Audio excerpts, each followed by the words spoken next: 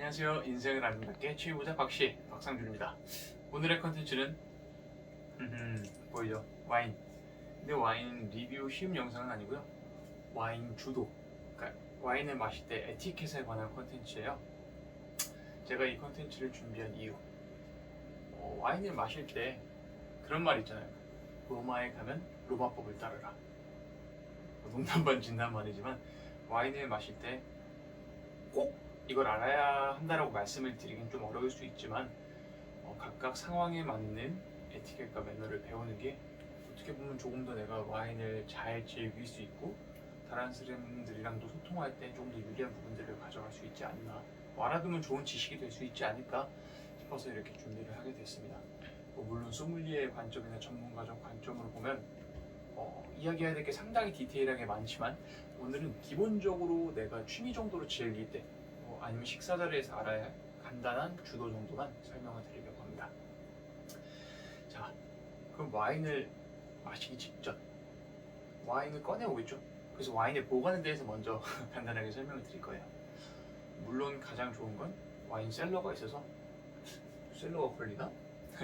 셀러에 보관을 하면 가장 좋겠지만 현실적으로 셀러를 구비하지 못하는 상황일 수도 있고, 아니면 굳이 셀러가 필요 없을 수도 있잖아요. 와인을 아직 그 정도까지 선호하거나 즐기지 않고 이제 막 알아가는 단계에서는. 그런 경우에는 세 가지를 기억하시면 좋을 것 같아요.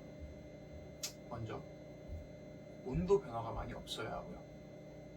그리고 그늘진 곳, 서늘한 곳, 그리고 또 하나는 진동이 없으면 좋아요. 그런 곳이 어디에 있을까 고민을 해보면 제가 가장 추천드리는 곳은 집 안에 좀 깊은 옷장 같은 데를 추천을 드리거든요. 근데 보통 냉장고나 주방 찬장 위에 수납장 같은 데를 말씀을 하시는 분들도 계세요. 근데 주방의 그 수납장 같은 경우는 사실 주방에 불을 쓸 일이 많고 음식을 많이 하기 때문에 냄새에 대한 부분 그리고 열기에 대한 부분들이 조금 문제가 생길 수 있어요. 그래서 저는 옷장을 추천드리고, 냉장고는 사실 좀 마시기 전에 온도를 맞추기 위해 잠깐 보관하는 정도는 괜찮을 것 같지만 장기간 보관하게 되는 경우엔 그 냉장고에 있는 음식 냄새들이 또 뵐 수가 있거든요. 왜냐면 대부분 코르크로 되어 있는 나무막이로 되어 있기 때문에 그 냄새에 오염이 좀 있을 수 있어서 온도를 맞추는 정도의 기간만 냉장고에 보관을 하시는 걸 추천을 드립니다. 또 하나의 팁, 그 와인을 장기간 보관하게 되실 경우에는 웬만하면 눕혀서 보관을 하시는 게 좋아요. 왜냐면 아까 말씀드렸듯이 이 위에 웬만하면 다 코르크 캡으로 이게 막혀 있게 되거든요. 근데 눕혀서 보관을 해야 이 와인이 한 여기 정도까지 떨어져 있어요. 그래서 눕혀야 이 와인이 코르크를 계속 촉촉하게 적시는 상태가 되거든요. 그래야지 이 코르크가 마르지 않으면서 잘 산소가 왔다 갔다 하면서 숙성이 될 수 있고, 또 코르크가 말라버리게 되면은 나중에 내가 와인을 오픈할 때 코르크에 스크류가 들어가면 깨지는 경우가 발생할 수도 있고, 또 보관이 정말 잘못되는 경우에는 코르크가 마르면 쪼그라들게 되거든요. 그런 경우에는 이 와인이 새거나 하는 경우가 생길 수가 있어요. 그래서 장기간 보관할 때는 꼭 햇빛 안 들고 온도 변화 많이 없고 진동이 없는 서늘한 그런 곳에서 뉘어서 보관을 하시는 걸 추천을 드립니다. 자, 다음, 와인을 마시려면 오픈을 해야겠죠. 물론 와인의 이 쉽게 마게라고 설명을 드릴게요. 종류가 몇 가지가 있어요. 가장 일반적인 게 보통 아시는 코르크 마개로 들어있고요. 그리고 스파클링 와인 같은 경우에는 안에 압력이 강하기 때문에 코르크가 막혀 있지만 위에 뮤즐렛이라는 철사로 한 번 더 감아지게 돼요. 이중 보호를 위한 거죠. 그리고 어떤 와인 같은 경우에는 보면은 쉽게 우리가 볼 수 있는 돌려서 다는 소주 뚜껑 같이 그런 스크류 캡으로 되어 있는 경우도 있어요. 물론 각각 상황에 맞게 오픈하는 방법들이 있겠지만 스크류 캡이나 스파클링 와인 같은 경우에는 다른 와인을 시음할 때 간단하게 같이 설명드리도록 하고, 오늘은 기본적인 코르크를 오픈하는 방법부터 알려드릴게요. 코르크를 오픈하려면, 그렇죠, 오프너가 필요하죠. 근데 오프너도 종류가 정말 많아요. 우리 편집자가 영상 띄워줄 거예요. 전동 오프너도 있고 아소 오프너도 있고, 그리고 가장 많이 사용하는 게 이거죠. 많이 보셨을 거예요. 소믈리에 나이프라고 하거든요. 소믈리에 나이프를 보게 되면 이제 웜, 스크류라고 하는 부분이 있고 이제 지렛대로 사용하는 부분이 있고 이 끝에 보면은 이 위에 있는 호일을 벗겨주는 호일 커터가 달려 있어요. 저도 대부분 항상 이 소믈리에 나이프를 사용해서 와인을 오픈하게 되거든요. 그래서 소믈리에 나이프를 이용해서 오픈하는 순서를 보여드리겠습니다. 자, 먼저 호일 커터로 이 위에 호일 병목 이 밑에 부분을 돌려서 긁어줘요.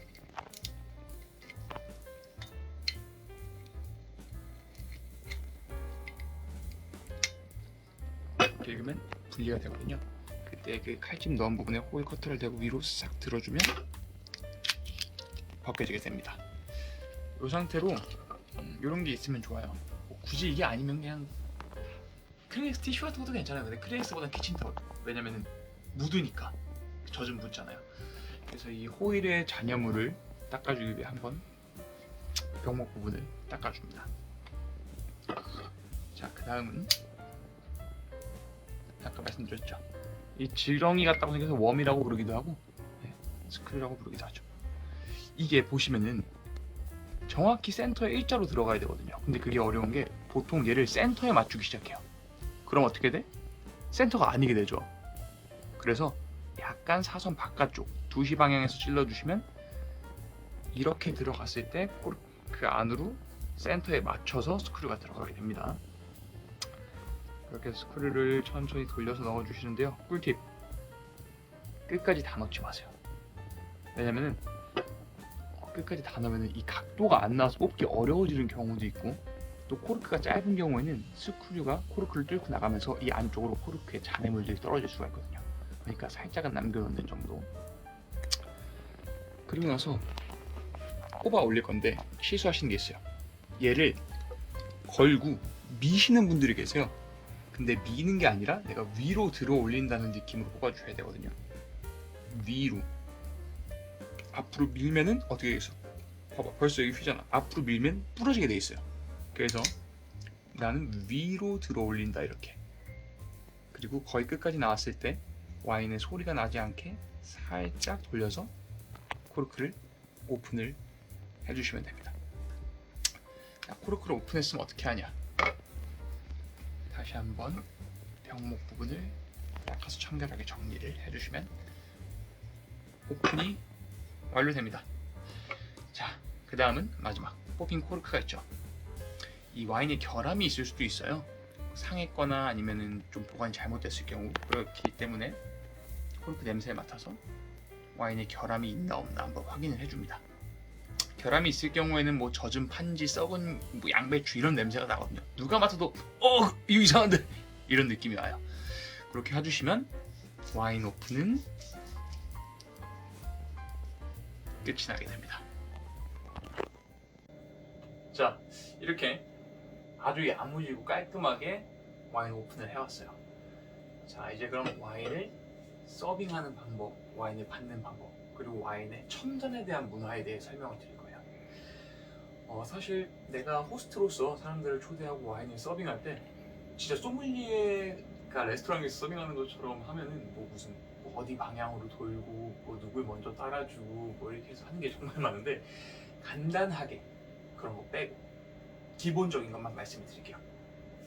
먼저 와인 오픈을 하셨으면 아까 코르크 냄새 맡는 거 말씀드렸죠.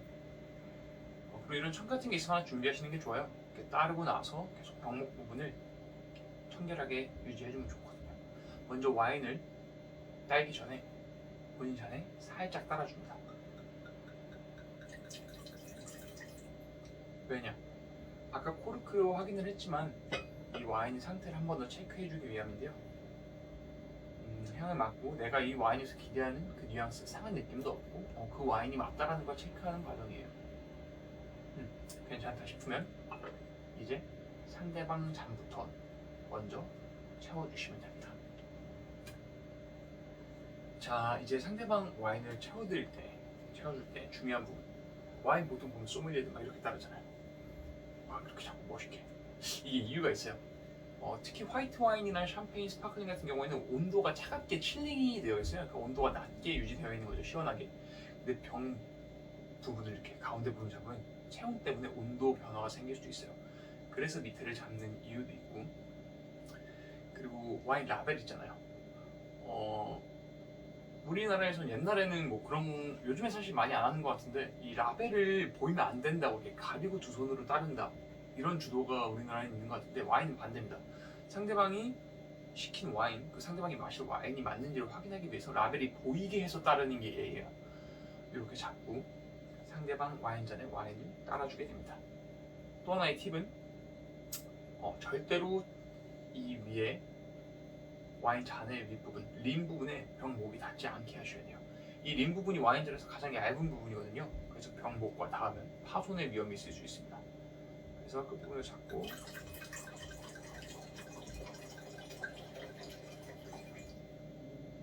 따라주면 돼요. 와인은 어디까지 따르냐? 딱 보면 잔에서 가장 두꺼운 부분 정도가 있어요. 딱 그 부분 정도까지 따라주시면 정량 정도가 된다고 말씀을 드릴 수 있을 것 같습니다. 참 쉽죠? 어려운 거 없어요. 자, 그럼 이제 내가 와인을 받게 되는 경우, 가장 먼저 생각하는 건 이제 뭐 와인들을 들게 되는 경우가 있는데, 뭐 우리나라 소주 받을 때 이렇게 양손으로 이렇게 받잖아요. 근데 와인은 그렇지 않아요. 왜냐면 와인 잔도 길고 아까 말했듯이 파손의 위험이 있고 잔도 길고 병도 길기 때문에 서로 따라주고 받고가 너무 불편해요. 그렇기 때문에 테이블 위에 올려놓고 따라주시는 와인을 딱 받기만 하면 됩니다. 대신 내가 얘를 좀 표하고 싶다, 그럼 잔을 갖다 놓고 이 밑에 베이스 부분이라고 해요.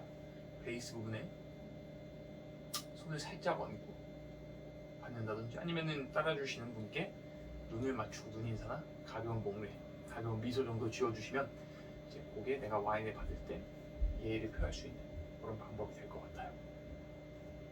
정말 쉽죠? 내가 받을 땐 이게 끝이에요.